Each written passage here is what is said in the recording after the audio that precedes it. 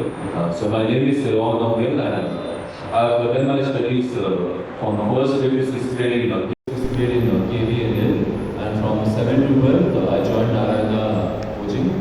So my story was the same. I started my rigorous coaching in 11th and 12th. We had about 2 years, and text provided was very new. After that, I'm going to join IIT Bombay CSE, and I think it will be much more beneficial and time efficient if we do a talk session instead of me just talking over here or us just talking. So I hand over the mic to Dinesh for his introduction. Good evening, everyone. So I am Dinesh from I started my preparation for JEE from 6th grade in Chaitanya. Till 8th, 9th, I didn't catch up much in JEE, but then later, because of my teachers, I really got into the JEE culture. 11th, 12th, I was really motivated by my teachers and the whole curriculum of Chaitanya. I cracked many exams, like KCET I got rank 3 in state, and JEE means I got 2 to 4. And here I am with advanced 166 rank, and I'm happy to join IIT Madras CSE. What was your? Rank. I was AIR 330. 142. I got 166 CL. Did you play any sports while your journey? Like for your fitness or something? Yeah.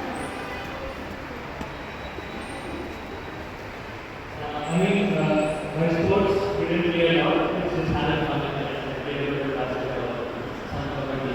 Whenever we got the time, we just Like, what do you want to become when you grow up? What do you want to do? Job. What do you want to become when you grow up? So I'm asking the question back to you. We are already grown up. Almost. I am already grown up. Yeah, I want to be astronaut. Yes, pursue your dreams. That's all I would say.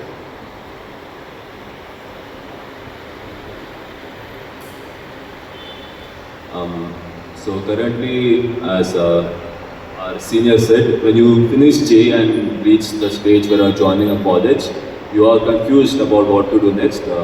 Personally, I enjoy computers a lot. I like writing codes and exploring machines. So I will continue in that direction and see where that leads me. And seeing future prospects, I'll choose a suitable path. Many people get placements right after college. Some choose to open a startup, some business, or some go for higher research and studies. So it depends on the person as well. And these 4 years will shape you a lot. So it's hard to say what I want to become right now, but I can say which direction I will go, mostly towards computers and the engineering of computers, math and science related. So my dream at lower age was like you, being astronaut, being doctor, being those. But after 8th, 9th grade, I had a really good dream of like having many startups. I felt that life would be more thrilling being an entrepreneur or like having startups based on it. It might be my opinion. So my dream for now is just do business side or business side.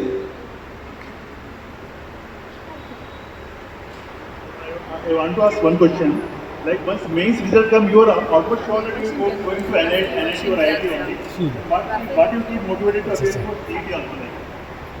Like once you are appearing CET, you know that I will not take admission here because already my rank is sure to NIT or IIT. Then what is like instead of wasting time in CET, you don't think that more time to go to advance and get better rank?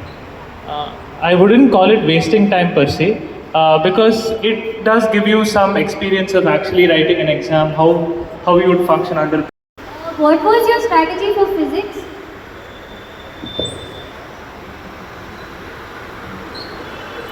Strategy for solving physics problems. Yeah.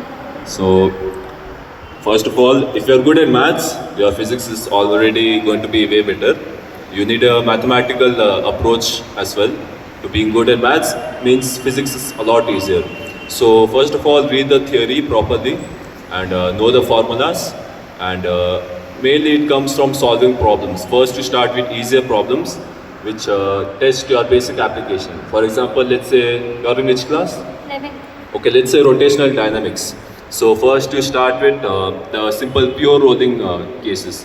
A disk which is pure rolling. You solve problems on that. And then you go slightly higher than that. Let's say a sphere is pure rolling. And then you go even more higher. A sphere is not pure rolling, there is friction. It starts with linear velocity, then starts pure rolling. Solve questions on that. And then you go next case, next higher level. Consider two disks or different radii connected with a cylinder, and it's pure rolling about an axis. And that was the J Advanced 2016 problem, which was very famous on the internet. So mainly levels in physics.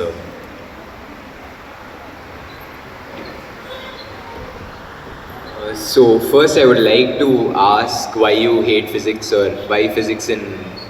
I feel physics is like, I don't like physics basically. It's hard for me. Okay, so first the thing you do is forget the idea that physics is hard. Treat it like maths and chemistry.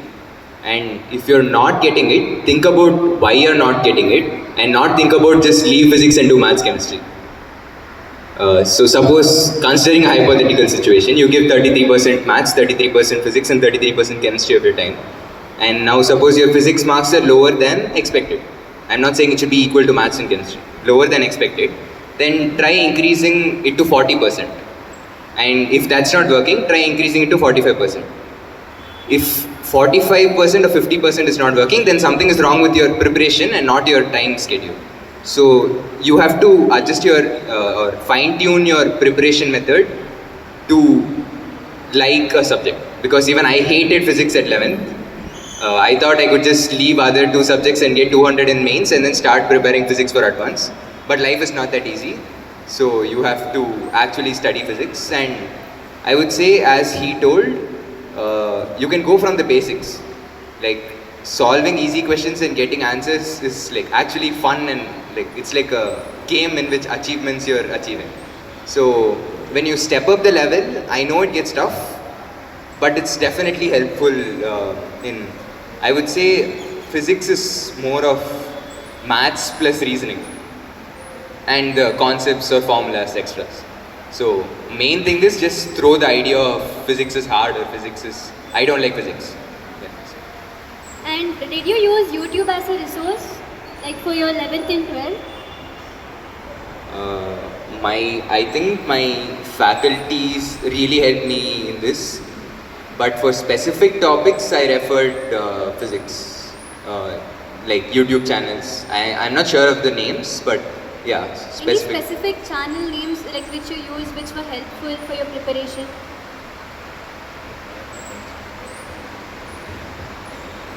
I will suggest Ambarish sir on YouTube. He actually taught me in person when I went to Bombay, Narayana's that institute in Bombay, Narayana Coaching Bombay. So I will recommend you watch Ambarish sir on YouTube. He teaches really well. In fact, he goes really deep into the concept, and I'm sure you will benefit from it. Okay, thank you. After 11th is starting, so what do you think he can better do? Like, because some people start at 7th and all, and they complete a little bit foundation more proper. So what do you recommend? So you basically do what any other student has done from what he's done.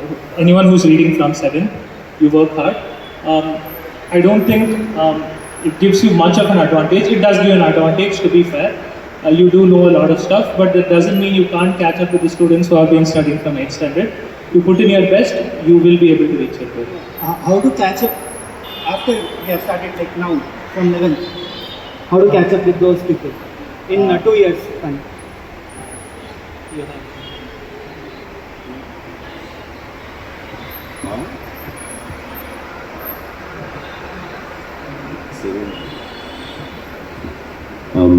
So if you start from 11th and you have not read J syllabus and want to catch up, I think if you join a good reputed institution, they'll have a planner. So they will schedule your theory completion on time and most coaching institutes like Narayana, Chaitanya or Allen, they finish their syllabus at least 6 or at best 1 year before the examinations start. And you will have a good amount of time to practice questions. And I will be honest, starting early does give you an advantage, especially if you compete in Olympiads and all the other government-funded Olympiads by HPCSE. But if you haven't done anything till 10th, which is very rare, then it is the truth that you will face a disadvantage compared to someone who has been immersed in math and science from 6th. And the best you can do at this point is study as hard as you can and try to read a lot of theory, solve problems efficiently and with good solutions. Keep a teacher by your side, a good mentor, and be motivated by other peer students in your class.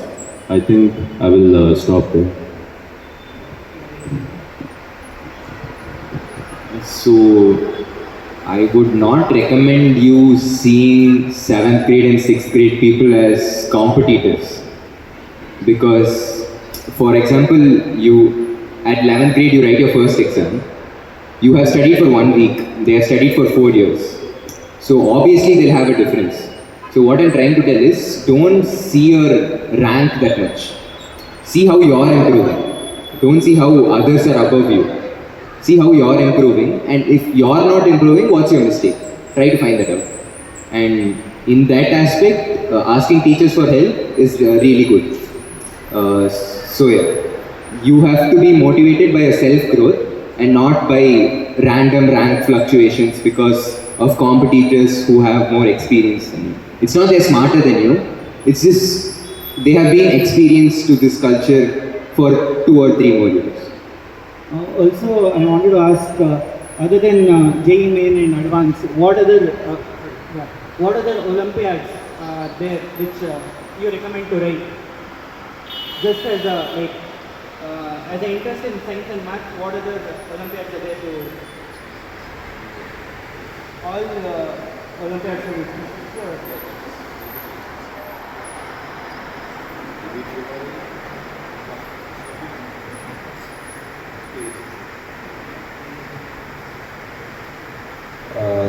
So if you're starting from an early grade, I won't support you going to any Olympiad in 11th grade or 12th grade. Just focus on your JEE Advanced and other competitive exams in 12th grade. Don't go for any government funded or very competitive Olympiad because that might distract you from your path. I'm not saying it won't be productive to you or it won't improve your resume, suppose. If considering it was not you, it was an 8th grade or 9th grade student, I would suggest HBCSE conducting exams. So those are international level competition Olympiads. So you would have the mentality of critical thinking and aptitude related exams.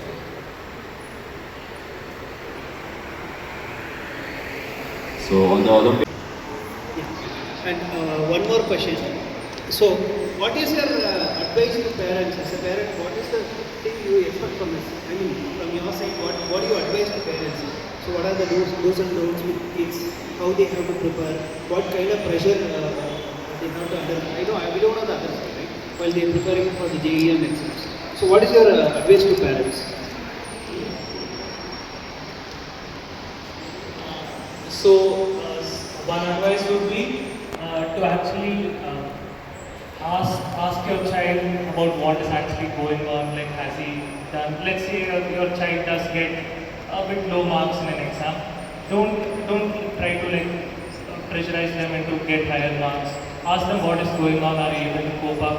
If not, maybe going a level down might actually help them to come up. It's not wrong for a person to actually go a level down, then learn a bit more. Eventually people learn, so interact more with your child. I'd say ask what is going on, what is going wrong, if something is going wrong, what can be done. Talking with your child is the most important thing. Yeah, that's one thing I would have. Yeah, I personally believe that a parent's role in their child's success is very crucial. So recently there's a very destructive habit where young children, if they're bored and they annoy their parents, the parent will just hand them a phone or give them YouTube. That is a very bad habit because the child's brain is a human brain is most malleable and vulnerable during their early ages. And if during this crucial age you provide them with phone and they watch YouTube like this, then they are basically training them to do that when they grow up as well. So instead of that, I encourage you to spend time with your child, educate them in maths and science. It's not that interest for math and science comes like this. You need to develop the interest in math and science. Take them to IISc Open Days, Indian Institute of Science, or Visheshwara Space Museum, Space Tech Parks, or explain them various physical phenomena like why certain things happen, or why the sky is blue, why not red or orange, and why does the sun change colors during noon and morning and evening. It all has a scientific explanation as to why it happens, so that will encourage a child, make him more interested in science, and there is a high chance that he will take up science when he grows up, and the interest should be developed there. And contrary to if you just give him phone and let him watch YouTube. So a parent's role is very important for the child's upbringing and the nourishment it requires during the early age. Thank you, Dinesh. So I just want to add one more point. I think you have to be more confident on your kid than being more micromanaging, if that's the word. Because you don't have to just be behind them and tell them go front, go front, go front. So you have to just be confident on them that they will. I think I am really fortunate to have parents like that. So suppose whenever I get 5th or the rank 5th or 4th, I'll just, I won't be me. Usually it's 1st, 2nd. So when I get 4th or 5th, they don't come and scold me that why did you do this week wrong? What is going on with you? Why are you not getting 1st or 2nd? They're like, okay, it's fine. This is 4th or 5th. Next week anyways you'll get 1st, so prepare for that. So that confidence in the speech or in daily talks, I think that will really motivate them to go on with it. Because at the end of the day, it's just 2 years under tremendous pressure. So the more relief they get, and one more thing is, according to me, if parents are like too harsh, then I don't get the interest to talk back with them as a moment of relief. So in my JEE preparation, my parents were just like my friends. So I used to just talk around there with them, and that would be a stress buster for me during those 2 years. So Hello. And just I want to ask you all, like when you have like 11th, 12th of schooling, and with that you people are preparing for the exam, how many hours you are spending for the like preparation? So how you are balancing? So you people are balancing the time. So time management, how you are doing? So how many hours basically you people are spending on that particular exam?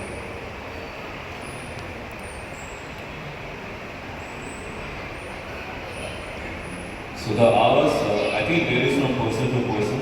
I personally spend 10 to 14 hours on average, well, depending on the mood. And you should not pressurize your child to spend that much hours. Everybody is different. Somebody can spend 8, somebody can spend even 16.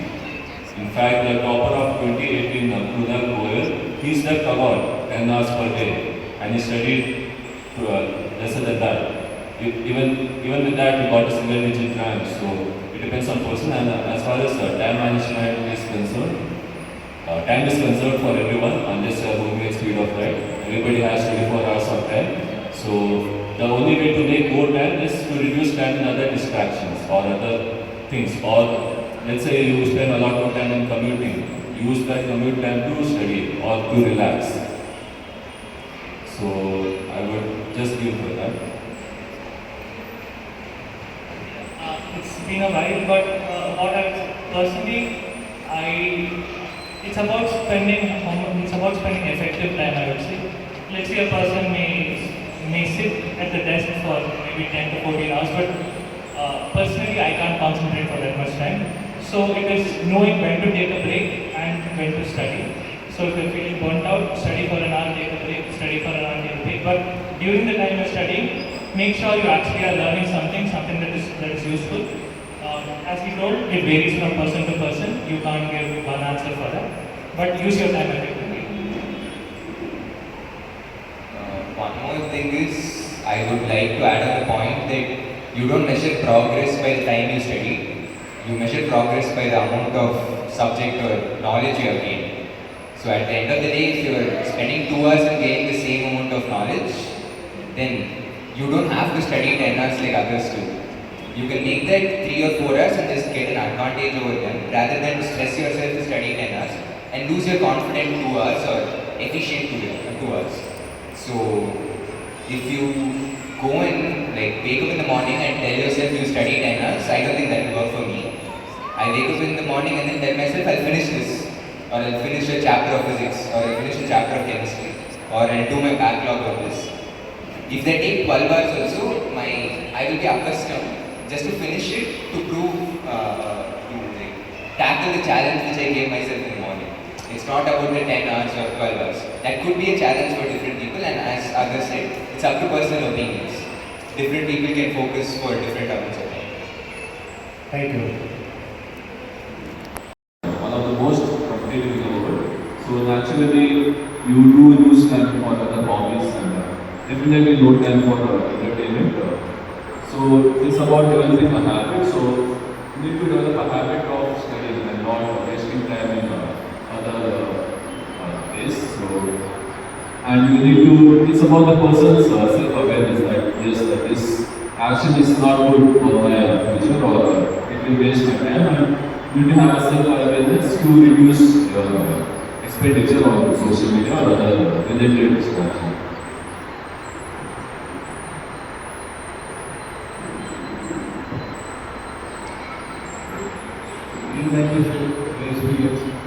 Yeah, I mean, as Dinesh In this 4 years, I think there are a lot of challenges, distractions. How we go over them? yeah, I mean, I didn't overcome all of my distractions. I did get distracted a bit with college. I think you're expected to get distracted. But yeah, I mean, at one point you do realize what you want to do. I mean, why are you going to college? What exactly? And let's say in second year, after second year, I maybe like was not so sure what I was going to do. Seeing other people around me. The thing is, you go into a competitive environment where you have like-minded people who are trying to pursue something. So eventually, when you get motivated by seeing that, okay, say a person is doing that, even I can try to do that. To learn a lot of stuff.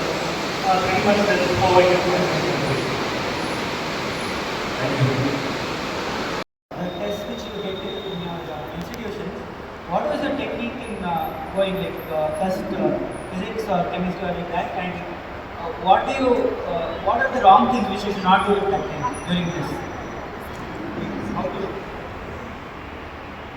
So the order is personal preference. I used to do chemistry, physics, maths. I think it's more common. And one thing you should do is do the paper in 2 rounds. So the first round you would do the paper and do the easy questions which you can do. And let's say there is a question which you cannot do or wasting more than 6 minutes on that. Skip that question for the second round. So after a first round of completing the paper, there will be some harder questions which you can complete in second round.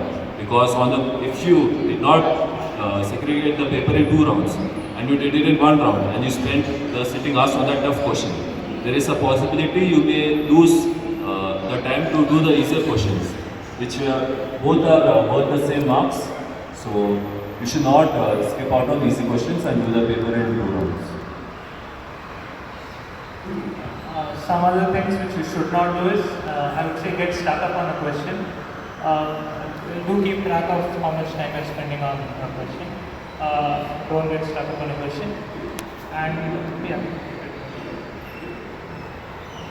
So only one thing I would like to add on this is, if you miss your time count, don't get tensed. Suppose if you plan before that you will be spending 35 minutes on chemistry, 1 hour on physics and remaining time for maths and then checking. If you miss the 35-minute count, don't close your eyes and think the exam is gone. So I lost my mains one because of that. That is my mistake and I would recommend you guys not doing it. So which grade are you in? 11th. So you have 2 years and you will be giving at least 500 papers. So it's not about learning concept or something in those papers. At the end of the day, everyone will have almost same knowledge. It's only about the thinking and aptitude at that point. So I would say attempting the question paper should be a majority of your preparation also. It's not a skill which you have to learn only during main exams, suppose main session 1 or something. Treat, suppose 4 weeks once, treat it as a very important exam. So you would have that pressure on you and you will get used to it. So you will be able to handle your exams more easily.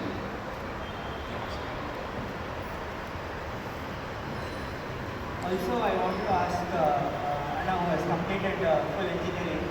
So, what are the positive things about IIT? What you won't get if you go to a normal. Okay, so I'll be listing some of the things which you get at an IIT, which you mostly won't get in some of the colleges. Firstly, the peer group which you have. The peer group which you have at IIT will keep you motivated to do a lot of things. You'll see them doing a lot of things. The peer group is excellent at IIT. Secondly, the exposure IIT gives you. It gives you exposure to a lot of companies, to a lot of places to do research. It has a global reach. That is one thing which you may not get in other colleges. Lastly, it's the professors over there. They do teach really well.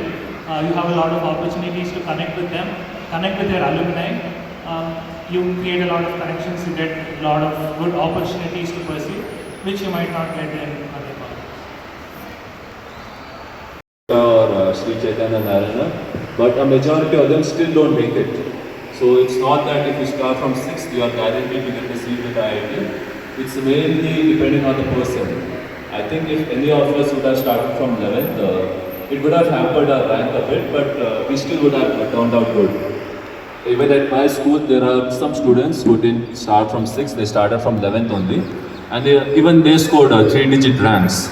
They will outperform the students who were studying since 6th or 7th, or even some people who were studying from 1st grade. So it's a lot of depending on your personal hard work during these few years. If a person has a capacity to study a 2-year syllabus in a year, would you prefer the person to do so? Would you prefer? If you wish to do 9th and 10th in 9th, it depends on what level, how deep you are willing to go. If you are talking about surface level NCRT, not very good. I would suggest leave 10th and do 9th but deep, Olympiad level. But if you are able to do, you are a very bright student and do 9th and 10th, which is like most of the J syllabus, I think. Like 9th is related to 11th and 12th is related to 10th, vaguely. If you can do both of them and go deep enough level that you are able to solve Olympiad and even advanced problems, then I will obviously recommend you do that. But the main thing is not the quantity but the quality, because JEE Advanced is known for its notoriety of questions or how hard the question is. So you need to go deep rather than far. Like, you need to go deeper.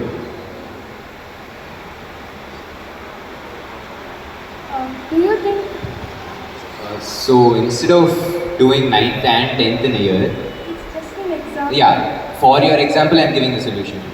So suppose you're in 9th grade, we'll continue with this example. And if you're a bright student and you're just bored of 9th grade, you can continue with basic of 11th and 12th. So just you get the hint of JEE in your preparation. I'm not telling just dive into 11th and forget about 9th. If you have time, you can just spend suppose half an hour or 1 hour or 3 hours a week or something like that, dedicated just to get into the basics of JEE.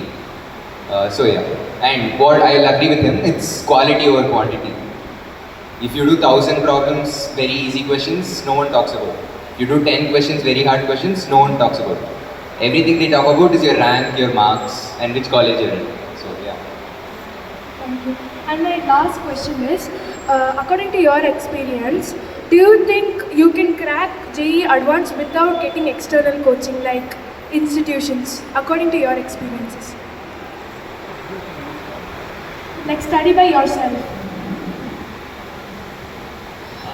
It's pretty hypothetical. I would say no because saying yes would be undermining the amount of effort my colleges put on me. But yeah, there are people who do crack without significant amount of external coaching. I would say that would be because there is good amount of exposure on the internet on what to do, where to look into, what to study. That could take you to some level, but external coaching is needed because they have a curated plan on what they're going to do for you, how to proceed, and in case you're not motivated enough, they do give you some motivation on how to study. They give you exposure, what exams to write, how to write the exams. It is pretty important, I would say. Thank you very much. As a 10th grader who have not scored 85 to 90 but want to score 95 plus in their board exams. So what tips would you give?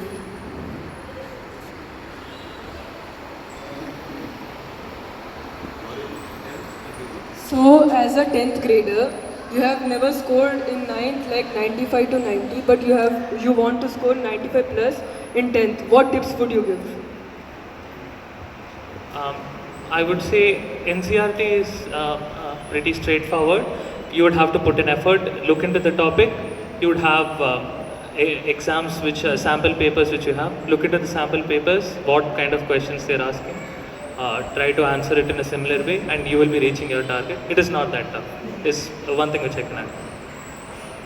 Yeah, it's pretty standard. You read NCERT line by line. It's like the Bible, and you solve previous year sample papers, and you read the answers and try to remember them, especially for SST. One point I would like to add is don't go to the exam with the mentality that you got 9th grade 85 or 90. Go with the mentality that in 10th grade I will get 95 or 100. That itself will boost you to be more efficient in the exams. And during your, considering the example of 10th grade preparation, I would say the last 2-3 months should be just you giving exams on exams of sample papers or previous year papers, so that you don't lose marks because of time. In the 3 hours, if you're able to do like 95 or 97 as per your target, then you're good to go. So I think those things would be helpful. And one more thing, how would you complete your backlogs?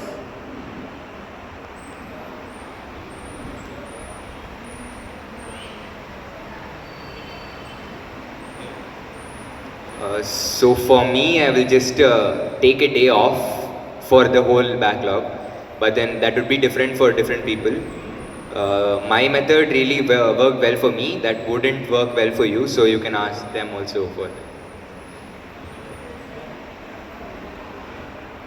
Yeah, just take time off to complete your backlogs. You can take a day or half a day. The important thing is to not let your backlogs affect your current studying. Like, it should not be that one backlog creates more backlogs. So be sure that you are on track and complete your backlogs in the spare time you have. And one more thing, which area should I focus for like bringing a 95 plus score? What is? Like which area should I focus more? Which area should you focus in to build critical thinking? No, like bringing a 95 plus marks, like score. To bring 95 plus in boards. No, like boards and even for the competitive exams. So for that goal, what areas should I focus in? I think it differs for boards and competitives. The thing is, in boards, everybody can score well, but in competitive, for every rank you gain, you are pushing another person down. So it's very competitive, and I think for boards, we just said you right now, NCRT, and for competitive, you follow the same thing, problem-solving approach. For advanced, others would. Maybe considering your 10th now, I would suggest concentrate on your languages if that's reducing your marks. Because my problem was Hindi and I'm really bad at it. That dropped my marks very well. So yeah. So can you give a perspective where I can like, which can help a student to like motivate himself?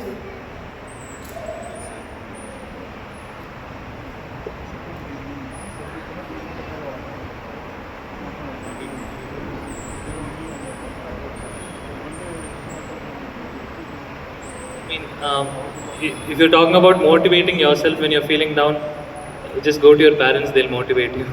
I mean, I don't have anything else to say. You're pretty young, getting self-motivation might be tough, but I would say just follow what your parents are doing. They'll tell you when to study, how much time to study. That would be enough for NCRT, for getting good marks in class 10. And follow what your teachers are saying. That would be more than enough. Follow your elders' advice is what I would say. That's it. So the main thing which drove us to study or do JE for such long hours, it was that we got a kick when we solved a problem or when we got the solution. We felt a good feeling that yes, I have solved a problem, and we just kept repeating it over and over again. I think that is one way the motivation keeps itself on JE. If you cannot solve problems, like you're stuck again and again, it will be pretty demotivating. You will have to lower your level. And if you're in 10th and you want to motivate yourself for boards, I think study, take a break, study, take a break. Personally, that's what I did. I studied for 3 hours, took a break, 3 hours break. And I just built a habit, or more like discipline. One thing I would like to add is, before you start studying something, imagine yourself getting, suppose 495 in 10th grade, just standing on the stage, getting a prize over there. How would it feel? Like that feeling itself will help you push through the pains of preparation. So as in my example, Hindi. I just didn't want to study Hindi.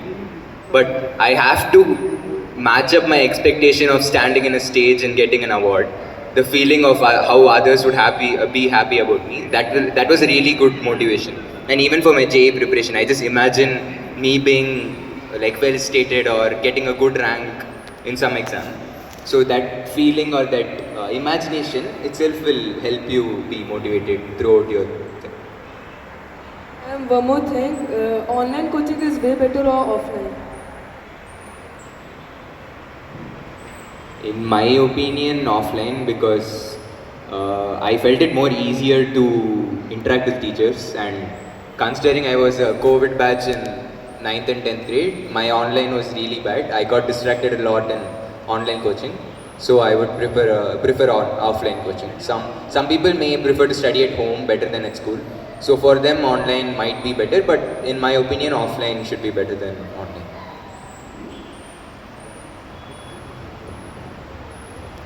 I think, yeah, same story. I was also in COVID batch.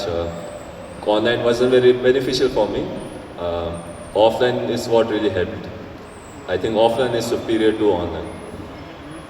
Okay, so my thing was kind of different. So my 11th standard was completely offline and my 12th standard was completely online.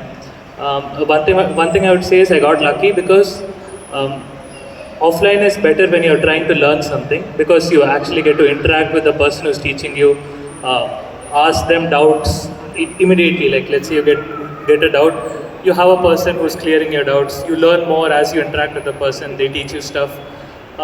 But if you are done with all your syllabus, I would say, yeah, online will work, because you don't actually have the necessity of having a person in front of you. You can go to the teacher and clear doubts once a while, but it depends on the time. If you're learning something new, it's better to do offline. But if you're done with most of your stuff and if you want to practice, I would say, in my opinion, home is a better place to practice, because you'd have less distractions. And one more thing, like taking off from the school and studying on these specific subjects, or going to school and learn over there. Could you repeat, please?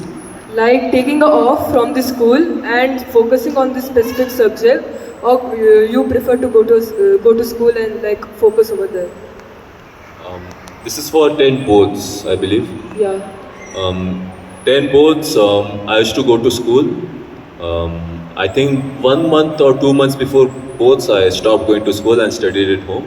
But until then, I kept going to school. My teachers were there. They gave us weekly tests, daily tests, DPTs, they call it over there. I think that really helped a lot. You learn more from teachers and the potholes.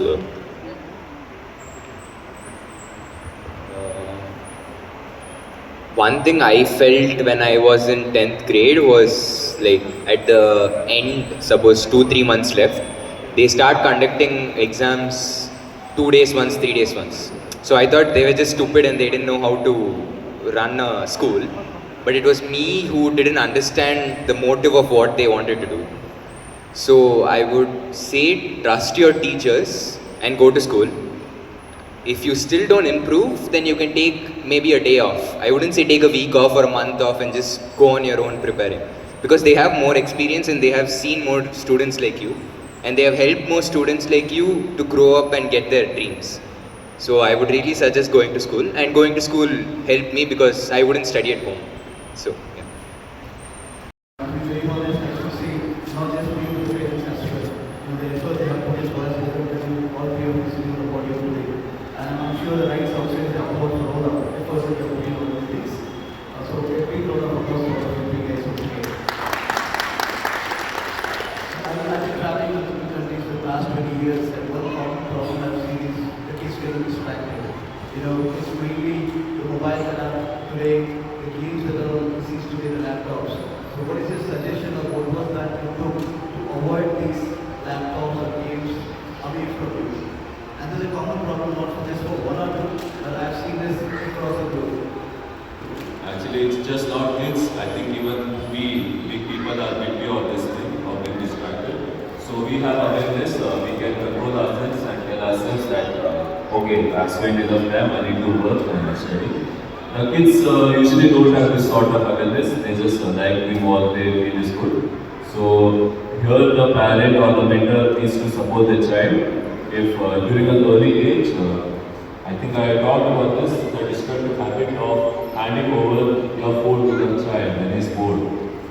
I mean, it is acceptable, parents are busy these days and they don't have the time to sit with the child all the time, so the phone is a convenient escape for them.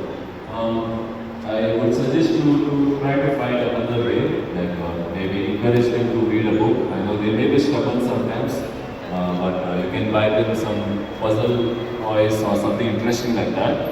And maybe story books, picture books, coloring books, that's what I grew up on. And when they grow older, try to expose them to math and science more and more, to show them how wonderful physics and maths or chemistry can be and how it applies to daily life. And I think that is not a perfect but a good way you can minimize distractions by not starting the distraction and giving it in the first place, I believe. So my way of overcoming phone distractions was, so we usually have the Deepavali holidays and those holidays, so we get like 8 days suppose. So for the whole year I wouldn't play a single game. But the 8 days I would play every single game on my phone till I get bored of it and not touch my phone again. So like I would play 12 hours a day, 14 hours a day just to forget about the game or forget about playing this phone and get like irritated of playing. I would not suggest you to be doing it, but that's how I overcame my distraction. So every holidays I would just like play 15 hours a day, 14 hours a day. So yeah. But at the end, I wouldn't suggest that because you should be more calm or more composed of what you're supposed to achieve. So as he said, you can be more of reading books or problem solving things, something like that. Yeah, just to add some stuff. Given the child is pretty young and it is not happening with studies, I think a bit of screen time is necessary. One thing I would advise is try to make the screen time kind of more educational. I mean, try to get the child interested in something. Maybe let's say child likes to watch like planes or something. Teach him how planes work. Maybe you'd get interested in like some kind of engineering. Maybe some interest in math, physics. You can think of that as a learning opportunity. But later on, into the child's future, it is up to the parent to create an environment where they ensure there are no distractions by maybe ensuring that you don't see TVs at the time generally when the children are awake, ensuring that they study, maybe see it later on. And as he said, don't hand the phone to the child just so that you can make yourself free, and since you're busy you can make yourself. Yeah. And thanks. I've been part of a lot of recruitment drives. I've been a lot of IIT captains that recruited folks. So what is that you really want to do beyond IIT? You have your own ambitions set right away, looking beyond the next 4 years. So what are your thoughts beyond next 4 So years? you're asking me about my ambitions? Absolutely. Beyond IIT, as I go to the campus rides across, and in IIT, one thing I always look forward is the new ideas. A lot of people want to become an entrepreneur more than becoming, a daily job seeker. So what are the thoughts that you guys have already envisaged within yourself that, in the next 4 years, where are you going to be? So once I entered college, I was kind of confused on what I'm going to do. But eventually, I did get an idea. Some people do go into research, some people are interested in research. Some people, honestly, I would say, are interested in the money which comes along with the jobs. Some people are genuinely interested in the jobs. So I have joined AI startup. So I thought maybe I can look into what is happening as this is a developing field. Learning something would firstly help me sustain my family, which is actually important, upcoming. And secondly, since it's something which is new, a lot of brilliant people are working on this, so I will get a lot of exposure to it this year. So in short, my ambition would be to learn what is going on in general in the AI space, and to also earn a good amount of money, to be honest. Good, thanks. And I think the last one is for Tashi. He's a proud parent walking across here, and I can really for it. So Tashi. So in that point of view, how you persisted, yes, let me go only towards for IIT, or you just wished, I want electronics, I want computer science engineering, like that was your aim, or you want particularly focus on IIT. So most of the students, whether to go for state syllabus, CET also, let me keep it as a backup to earn more marks. Like that confusion, it's coming in 11th standard. So in your case, how you? So for me, in Chaitanya, they gave priority to all of them. So I got Karnataka state second in boards and Karnataka state third in KC. So they just motivated us to do everything. But your main focus at the end of the day should be IIT. And one more thing is, I would say in 11th, not to prepare for computer science or something. Prepare for IIT in general. Don't just focus that I will be getting into CSE, so I'll start studying coding from now itself. You can keep it as a hobby, but don't keep it as your end goal. So, yeah. What was your focus? Whether on computer science or electronics like that, or IIT? My focus was just IIT top 3, that's it. No specific branches. Others might have different opinions. Like some people chose BSc Physics, BSc Chemistry just to pursue their interests on that subject. But yeah, my opinion was just top 3 IITs.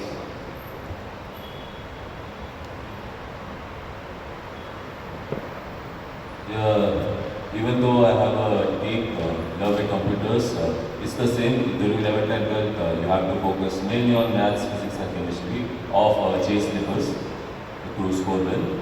And as far as keeping KSET as a backup, once you read the maths, physics, chemistry of the J syllabus, it's usually the same over the other exams like KSET or UCET or J Advanced or BITSAT. Maths, physics, chemistry is usually the same. So in the end, if you don't qualify or you don't feel confident about qualifying advanced, you can register for other examinations as well. Regarding the revision, how many hours prior you have to stop, you have to take rest prior to exam? Anything you carried out in that way? Let me not study for 24 hours or 48 hours prior to exam. Let me relax only. In that whether you had a plan for that. Or till the last minute, how you? Personally, I didn't study one day before the exam. I took a rest. But before that, I was just solving physics problems. And I got really lucky because one question from 200 questioning problems in physics by Peter Natic. The exact question came in J Advanced 2025 paper 1 physics question number 2, I believe. It was a question about a 2M mass particle and n mass particle, and they're asking the maximum deviation, a position question. It was time, I think 5 by 6. 5 by 6 was the answer. And I saw that question about 3 days before the J Advanced. That was just luck. So last day I took rest, but before that I was just solving problems. It depends on the person, honestly. So let's say a person actually gets tensed, it's better for them to actually stay away from the syllabus a good amount of time. But some people do actually revise until the last minute. It is a personal preference, depends on the person. Considering my final exams, I wouldn't say stop, I like stopped preparing seriously like 2 days ago and 2 days before the exam. And then just forgot maths and physics existed and I just read chemistry for like 1.5 days continuously and finished the 2 years syllabus. So that helped me remember more in chemistry and that helped me score more in chemistry. I wouldn't suggest that, but I think if your memory is not that good, then chemistry at the end of your preparation would really help. In the center, whether they taught you any relaxation techniques like music, meditation, or to balance your left brain, all are engaging your left brain. So balance your right side, any arts and music or meditative methods, whether you follow anything for your relaxation. This itself thrilled you so much, so you didn't need extra relaxation.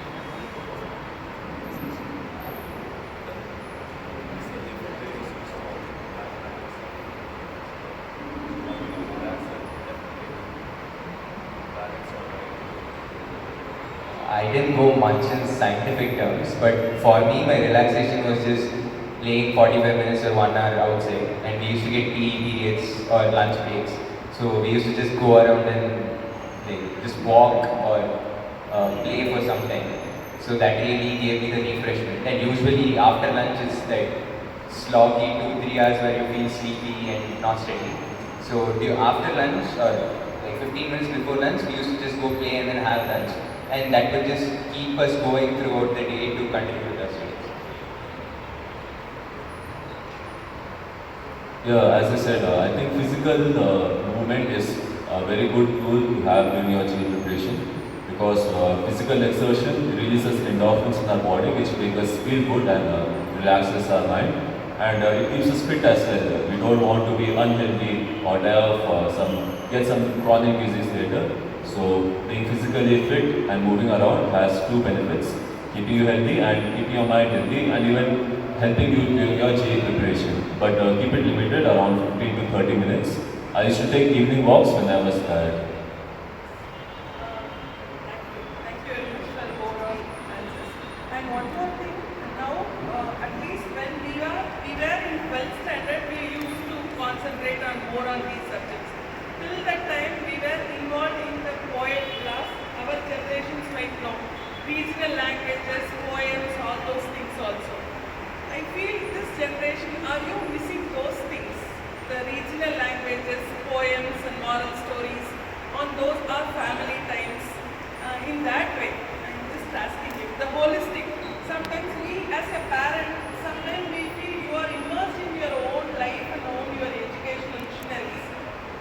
This other time, enjoying the regional languages, poems and the usual traditional way, cultural way, family time, the holistic this thing.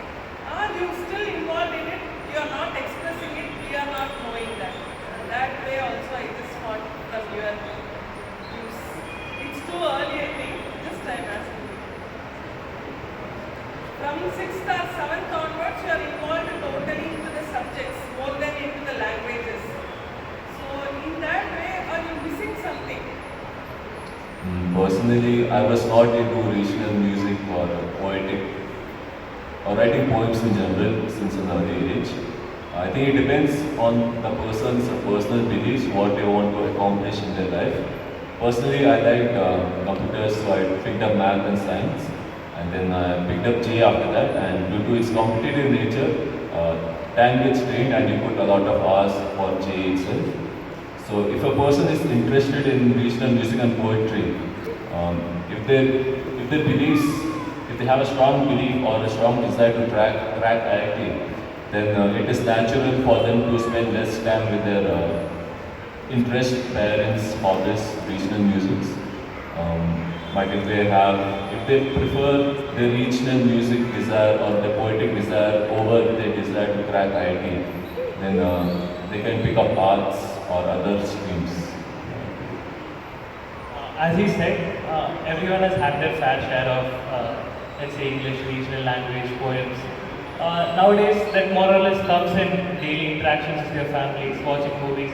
I feel that sort of gives you a good view on, it keeps you in touch with your religion. And in your house, you do have some people may listen, some of the parents may listen to Carnatic music, some of them may listen to Hindustani. So you still keep in touch with your roots. I don't think you're actually losing out on much, at least in my opinion. But yeah, it is up to your personal preferences. Some people might like music more, some people might like the science, technology more. So it's up to their preferences on what they like to listen. Considering the interest in music and poems, so as we discussed of 30 minutes or 45 minutes of playing, if music and story reading suppose helps you relax, then you can switch the 30 minutes and give 20 minutes of reading and like 10-15 minutes of just walking around. So yeah, you can balance your relaxing time like that. And one thing I feel doing wrong is in 6th, 7th, 8th I didn't focus much on my English. So whenever I'm in my friends group, they just see me like a NPC guy. They don't see me like, okay, he's a person. They just see me like a robot who knows NPC. They don't see me like a person who has known English or who has done much. So if he's like 6th or 7th, I would say he has to focus more on English because that was my mistake. So I don't want them to be irritated. So wholeheartedly for your holistic in all the fields, success. Wishing you the success. You get a gauge of how well you're prepared or how much time you can expect. How much percentage time, like mathematics, how much percentage time, chemistry, how much, it's subject to more time required? Personally, I spent more time in maths because I enjoyed it more. So I would say 40% maths, 30 chemistry and 30 physics. I would say I'm decent in maths. So I used to spend like 95% time on chemistry, 4% time on physics and 1% time on maths. If I get like lesser marks on maths, then my teachers itself scold me. So that will motivate me to just give 100% of maths on that day. So the next day again the schedule continues of 95%, 90% chemistry and but then the thing is the time during chemistry which you put, suppose 95% of chemistry, will make you solve the 1 hour chemistry paper in 20 minutes. So the 2 hour 40 minutes advantage which you are getting there is really helpful. I wouldn't say spend 90% on chemistry, but I would say spend, first of all, you have all 3 subjects are equal marks. It's not maths is more or physics is more or chemistry is more. So logically, if you would have to extract more marks, you have to save time. And my logic of saving time was doing more of chemistry and inorganic chemistry respectively, so that I can just see and take the question. So that would save my time, and I used to use that in physics because my physics was little weak. Actually, I was a maths teacher. Now I am working as a dean in Narayana College. Sevan guy in 9th class in our school. He completed successfully 12th class from our batch. So, I think all of your doubts are clarified. I would like to add 1 or 2 points. The first point is, nowadays, kids are fond of blue screen reading. As soon as they read the whole, they want to see what YouTube videos or online classes. So, suppose if they are habituated to this, what happens is, tomorrow they are going to the school in a state of mind that anyhow I am going to home and I am going to watch these videos again. What is the point of concentrating in the class? Due to this, they are not getting proper knowledge. That's first point. Second point, any YouTube video is going to give a surface knowledge to the kid. Moreover, if I want to start watching a video, 3 or 4 or 5 n number of videos are going to pop up, which may not serve our purpose. And second thing is, because at our ages, there is no proper platforms to learn. Literature is also very less. We have only one support, teacher support. Now, what kids are doing is, once if they enter into study room, there is no proper follow-up by us. Why? Because we may be busy with our own works. We are all feeling that they are busy with academic work. Nobody knows whether he is playing, whether he is chatting, whether he is misusing it. So my kind request to all parents is, don't encourage our kids to watch YouTube videos, because you are paying a lot to us. Definitely we are going to do service to each and every. Second point, don't see quantity of the time. Please make sure that the quality of time is to be maintained. So rather than studying 1 hour mathematics, 1 hour physics, 1 hour chemistry, let them focus on how many questions I should solve with this today. I mean to say, I have to solve 20 questions in mathematics, 10 questions in physics, or 20 questions in chemistry. Let them do not by time, let them do by number of questions, so that his time will be managed and he will go to exam with confidence. Second thing, I terrorize him like anything. You are not supposed to do any mistakes in the examination now. If you don't know, leave it. Unfortunately, he called me in the afternoon session. I did already 2 or 3 mistakes in chemistry. So, my request to you is, accuracy is important. So, don't tempt. Generally, what kids does is, after solving 10 or 12 lines of solution, whether they lose their temperament or they will take early dash. Early dash is very dangerous. Even though they lose temperament, they will put one random answer which may be correct or may not be correct. So, as all these told, please maintain short notes irrespective of their classes. Because till now, till 10th, their mode of preparation is different. After 10th, their mode of preparation is different. Till 10th, we are all of your kids are working for boards. Board examination is a subjective examination. They are going to prepare hardly 200 to 300 questions. Whereas if you join any institution, in week they have to solve at least 1000 questions. 1000 is I think minimum for subject 300. Week syllabus में one chapter minimum 300 questions is minimum number of problems. Practically speaking, it is not possible to solve all 300 questions because they are engaging their time in school. So, whatever the amount of knowledge that they are going to gain in the school, make sure that it should be tested properly. It should be, and their error notices, the mistake notices, they should be maintained properly. Because before the examinations, those papers are going to change their confidence. And last but not the least, make sure that your students maintain notices. So that's all from my side. Thank you for giving this wonderful opportunity. You people have a great future. Thank you.